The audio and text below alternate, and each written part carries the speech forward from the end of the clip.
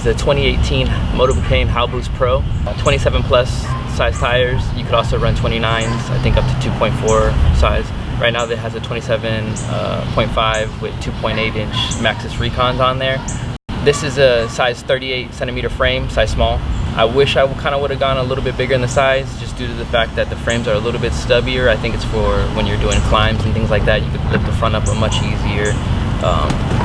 It's much more comfortable of a ride with the, I guess, the smaller frame geometry. I would go up for a little bit of a bigger frame size due to, like, on descents, it might be a little bit more stable. I kind of like the rowdiness though of it. It also has Shimano XT brakes, Shimano XT drivetrain 1x11. It's pretty much dressed in Shimano XT stuff. M8000 brakes, RockShox Pike front forks, RockShox Monarch rear. I can't complain about any of those. It also has the lockout feature in the rear, which is really nice if you're gonna be climbing up the mountain or anything like that. A few of the upgrades that I would tell you to do to the bike are A, take it to your local bike shop to get it relubricated or reassembled from the factory. I think it comes with minimal lube or no lube at all. I'm not really sure if they dry fit them. However, you will need to relubricate the entire bike, get it reassembled, and then get it torqued to spec. That way, you're not gonna face any problems down the road. Next thing I would say is get rid of those pedals. The pedals are garbage. I mean, you're paying $1,800 for the bike, which is phenomenal. Pay another $100 to $200, or maybe even less if you get composite pedals, and that's gonna jack the price up maybe another $100, which is, I think, is a great investment for what you're getting. Okay, you don't want to totally cheap out on everything you do. So aside from that, I also got a lizard skin chain protector, so it can protect my frame from the chain slapping around, because the chain will slap around due to the 1x11 drivetrain. I got two friends that got the same exact bike. One got it in 38 centimeters like me, which is like a small frame, and he absolutely loves it, no problems. He also got it reassembled due to the creaking that will happen over time. My other friend got a size medium. He also loves it too. He got the 1x12 drivetrain, Shimano brakes, M6000 brakes, but the Eagle drivetrain 1x12. He absolutely loves it too. No complaints about this bike. I'm taking this bike through its paces. I mean, I've been doing some crazy descents, like up in Georgia or North Carolina area, Tennessee area. I've also been on some crazy climbs here in Florida. I've kind of taken on all this stuff from green trails all the way to double black diamonds and pro or jump lines, if you might say.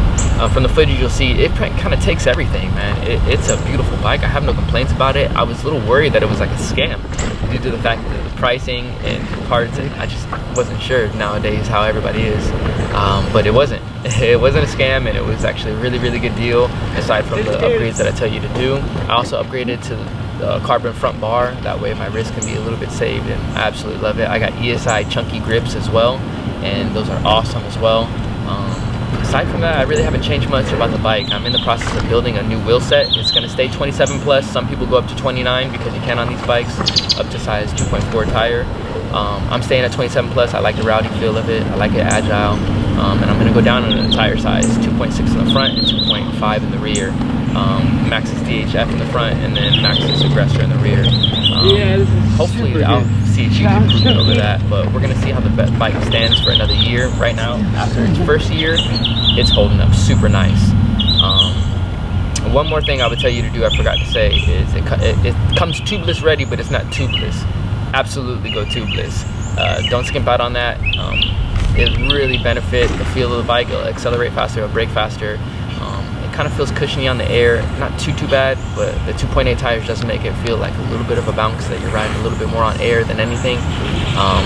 But it's not too bad. It's very forgiving on bumps, and if you're a new rider, it's going to help you out to gain more confidence, because it gives you more confidence with the grip, like the large amount of grip for these tires.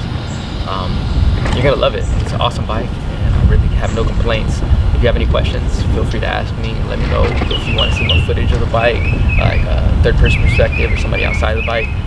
But a lot of this is going to be first-person view. But enjoy.